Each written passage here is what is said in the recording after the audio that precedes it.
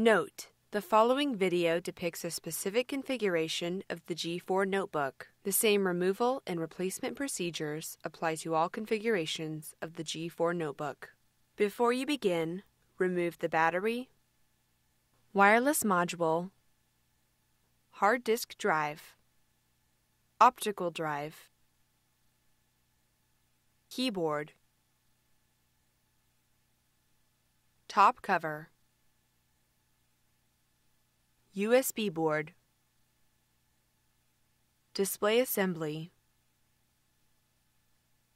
and display bezel.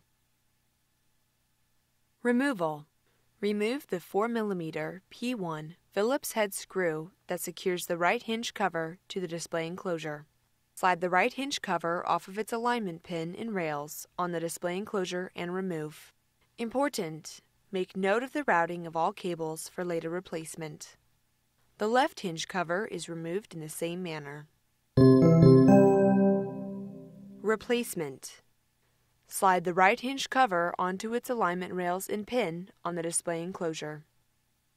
Replace the 4mm P1 Phillips head screw that secures the right hinge cover to the display enclosure. The left hinge cover is replaced in the same manner.